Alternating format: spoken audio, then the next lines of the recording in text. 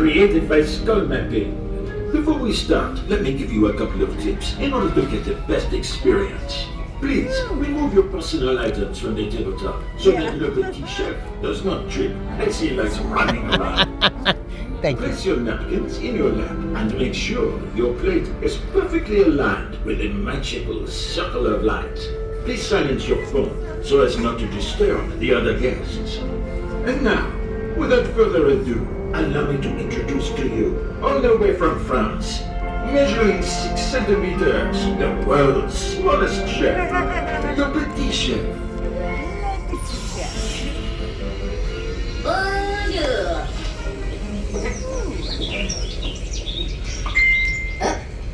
Mon Dieu.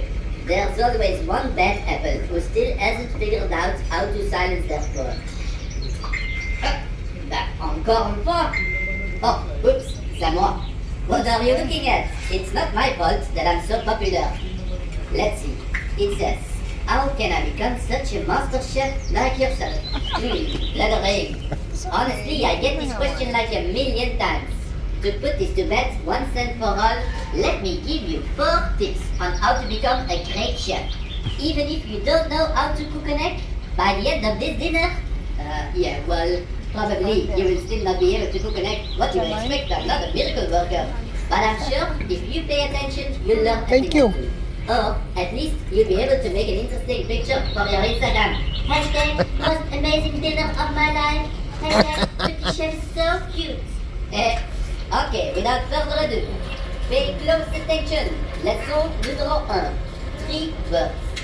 History of food. In order to become a master chef, you have to study the traditions and understand where food comes from.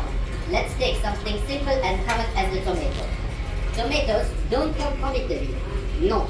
The first tomatoes came from what today is known as Peru. From there, they eventually expanded to Mexico, where they were cultivated by the Aztecs.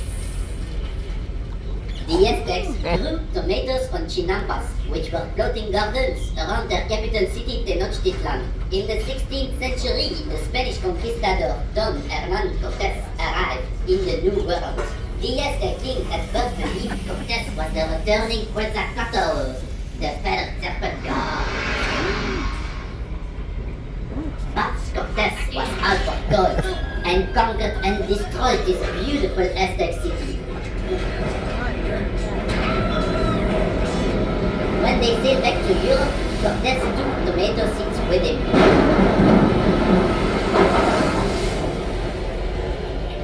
There, the tomato was introduced to the European aristocracy. But they got sick from eating tomatoes and even dropped dead. So, they started calling it the poison apple. It's like the fairy tale from Snow White, right?